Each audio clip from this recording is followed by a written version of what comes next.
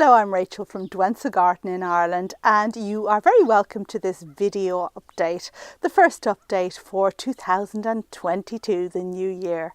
Now in this video I want to give you a little look at some of the plants I've been overwintering, but I also want to talk in some depth about the difference between having a greenhouse that is insulated, that is bubble wrapped with heat in, and having a greenhouse that has no insulation and no heat like the one behind me, because actually I have both kinds.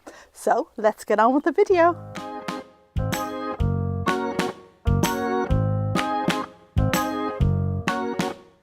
Hello and welcome to the video, and a big shout out to any new subscribers out there. Okay, so today we're going to have a look at my two greenhouses. I'm lucky enough to have two, and the one we're standing in now is one that was built last year, and it's the first time I'm using it in winter. Now this greenhouse has no insulation, no bubble wrap, so we're just relying on the polystyrene that's already inherent as part of the structure, and also there's no heat in it. So I am using it for certain jobs that I'm not using the other one for. It's actually wonderful to have two greenhouses and have the flexibility to cram one with things that are tender and need to be overwintered at a certain minimum, and then having a working greenhouse like this one where I'm going to be starting off all my new seedlings very, very soon. Now, as you can see, I'm choosing to overwinter my aeoniums in the uninsulated and unheated greenhouse.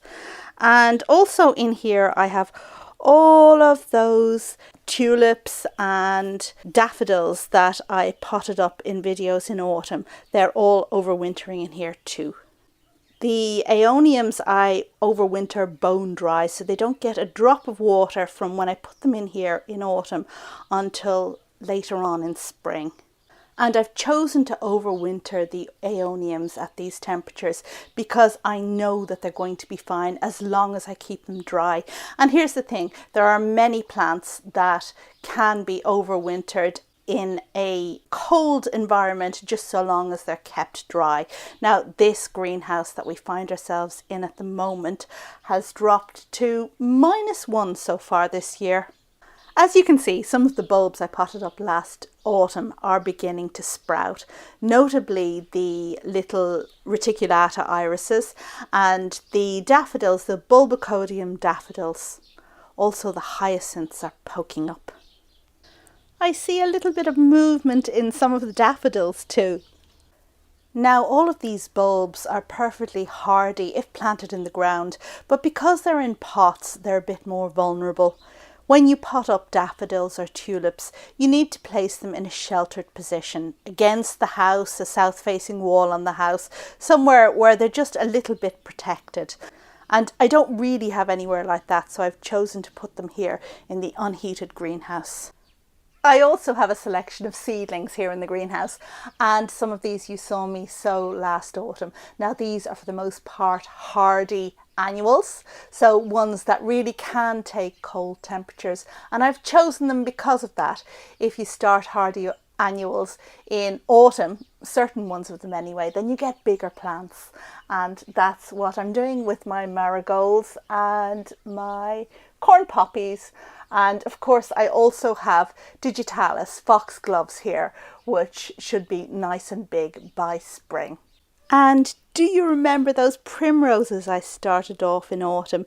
These aren't hardy annuals, these are perennial plants that need a little bit of cold to germinate, and they're doing so well. I have several healthy little plants. Now I started them off, I actually sowed them in the greenhouse, but these got placed outdoors until such a time as they germinated, and then I brought them in here into the unheated greenhouse just to give them a bit of protection. And already I have cute little plants that are nice and sturdy and hopefully will really get going once the temperatures rise. And we also have the lilies I sowed last year in pots going right back there, and they do need to be watered. I need to keep an eye on watering generally. So with an uninsulated and unheated greenhouse like this one here, you can use it to overwinter basically hardy plants that are a bit more vulnerable because they're in pots or because they're seedlings or because, yeah, basically they're seedlings. Or you can also overwinter things that you know will tolerate the temperatures that the greenhouse will go down to, like for example the aeoniums. Now there's a general myth out there that frost free can be achieved by basically covering a plant, that the frost is something that comes in the air, and if you put like just a cover over a plant, it will stop the frost getting on the plant. Whoops. Well, that just isn't a thing. Frost comes inside a sheltered area if it gets cold enough. And in this greenhouse, we've gone down to -1 so far this year, but it could go lower if the ambient temperature outside were lower. So my plants will get frosted if the temperatures go low enough. You just have to be aware of that. Now, the other thing I wanted to say about an unheated, uninsulated greenhouse like this one is to do with moisture levels. And this is a really, really interesting point. I have had the other greenhouse, the glass house, for years, and every year I insulated it with bubble wrap and I put heat in, and I never noticed a particular humidity problem. Yes, humidity levels were high if you put a reader in there, I suppose 80 or 90%, but there wasn't water dripping. However, in this new greenhouse, there is noticeably water dripping. So the water comes on the inside of the walls and kind of forms there in globules, and if you are to hit the side of the greenhouse, then it basically rains here on the inside. And I think with the insulation of bubble wrap, what this actually does is trap the moisture between the glass and the bubble wrap so it doesn't affect the plants, so it doesn't rain down on the plants. But here in this greenhouse where I've no bubble wrap, there's nothing to stop the water just coming down. So you do need to be aware of that. If you've got plants like aeoniums that are supposed to be kept bone dry, you don't want them to be getting rained on the whole time. So perhaps you need to cover them if they're in a position in the greenhouse where they're very likely to get a shower. And this moisture affects seedlings too, of course, and we can see that here with these seedlings. They get a constant drip, drip, drip on them, and it's actually causing some of them to rot. So I need to come out here and constantly snip off the leaves that are going a bit mouldy. In this case, I wasn't quick enough, and that little seedling there is, well, it's really dead, isn't it? So that has to come out to stop it infecting the others with its mold. Here, look at this. So this is what happens when your greenhouse rains on your seedlings.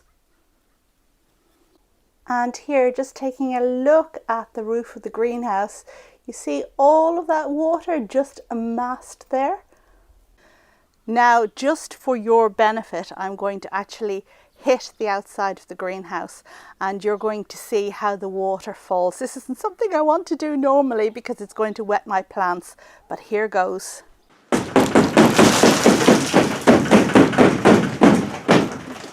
So you see what I mean? The floor is now completely wet and the plants of course are wet as well. And if you look closely at the slabs, you will notice that there is a green tinge. So these slabs were laid last autumn.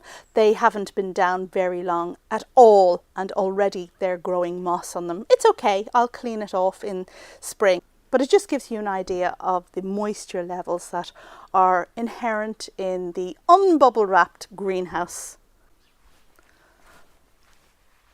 Okay, now we're going to go into the glass house, the one I've had for several years. Now, the first thing you're going to notice about this glass house is that it is bubble wrapped. And this is the bubble wrap that comes as packing for many things, but I bought some rolls specifically and put them up here in the greenhouse. And it's a technique that many gardeners use just to insulate their greenhouse in winter, and in spring it comes off again. Now, the bubble wrapping may look very unelegant, It certainly does in winter, but you have to remember it's a means to an end. It's something that you put up so that you can overwinter your tender plants, and it's not for aesthetic purposes. So if you bubble wrap your greenhouse and keep it closed, then any heat that's in the greenhouse will stay in the greenhouse. It'll be trapped in by the bubble wrap. In the same way, if you have a heater in the greenhouse like I do, and you switch the heater on, then the insulation will help to hold that heat in. The bubble wrap doesn't in itself make the greenhouse warmer, it just traps any heat that is already in there. Besides the bubble wrap, I have an electric heater here in this greenhouse, and I heat it to maintain a 5-degree minimum over winter. So that means whenever the temperature is looking to fall below 5 degrees, I switch on the heater and it deals with that and just keeps that temperature low. Now, the idea with a 5-degree minimum isn't that things should continue to grow and flourish. I don't need them to do that. I just want them to tick over. So we have some evergreen things that will lose their leaves and go kind of semi-dormant when they wouldn't in the wild, but in that way they get through winter at a minimal of cost to me. So insulation, or bubble wrap in my case, serves to trap heat on the inside, and they say that the difference it makes is 5 degrees. So if you have an uninsulated space and you close the doors, trapping the heat of the day in, that's going to be 5 degrees cooler than the space where you've bubble wrapped it and also close the door and trap the heat in during the day. However, I don't think that's right. I think probably the difference is about 2 degrees. But what you will notice in a bubble wrapped greenhouse like this one is that it is dry. So the bubble wrap holds any water that is formed on the inside of the glass and stops it falling on the plants. And you can see that by the flagstones here. These flags have been down over 10 years and there is no moss or mould on them. Now, I can't say definitively that the lack of moisture in the glass house compared to the moisture in the polystyrene glass house or polystyrene greenhouse, I can't say that it's due entirely to the bubble wrapping. It may be also because of the nature of glass versus polystyrene. But in any case, I just thought I would share my thoughts with you. And while we're here, let me just show you a few of the plants that are looking great at the moment. Well, we have Veltimia just about to flower, and this is the lemon flame one, a new one from me. It's going to have a lovely yellow flower when it gets going. We have the pink ones, the normal pink ones down there that are sending up their spikes that will also soon open just like this one. And Albuca. So let me see. So this is Albuca spiralis, a South African bulb that you buy for, I guess, for its hair, because it produces these beautiful, like curly leaves. Aren't they just fabulous? And it's going to flower for me this year. So that's a really good result. Very pleased with that. Cyclamen in bloom, and oh yeah, my protea. This is my protea, which I grow in the greenhouse, and there is a video about how I grow this somewhere, which I'll link to at the end, together with the one on bubble wrapping the greenhouse. And we have a bloom here, but we have a mass of blooms over the other side here. We have 1, 2, 3, 4, 5, lots and lots. I always get such a kick out of seeing this protea come into flower. It's such an exotic plant for me here in Ireland because it comes from South Africa, and the flowers are so unlike anything that flowers around here that I just love to see it coming into bloom. And I think, you know, if there's one thing which I'll mark as the success of having this glass house, it's got to be this protea. And of course, there's my Brugmansia sanguinea, the beautiful Brugmansia I grow in the border here. No scent, but it produces these glorious trumpet-shaped orange flowers for most of the winter and then flowers intermittently in summer too. And of course, the plants that I put in the border here permanently last summer are doing really well, requiring really no watering at all through the winter, and they are not going dormant, just keep on flowering. And in terms of other border news, greenhouse border news, you can see that my lobelia fistulosa, which is this giant lobelia here, so it's actually going to flower.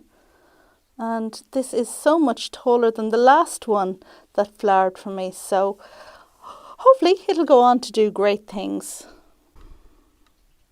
Oh, and somebody asked for an update on my Robinson Crusoe Palm, and that's it tucked in there in the corner. Can you see? So there's the trunk there. It seems to have a bit of a kink in it, and its leaves coming up there. And this is doing so well, really quite tall now. And in winter, oh my goodness, I want to say I don't water it at all, but after having said that, I did actually give it a little drop of water at one stage. It ticks over in winter and just is kept here in the greenhouse that's heated to a minimum of 5 degrees, and it does so well. So yeah, it's doing well, and hopefully in time this is going to get huge. Anyway, thank you very much for watching this short video about the difference between insulating and heating a greenhouse and not. I hope you found it useful, and yeah, I'll see you on the next video. Bye!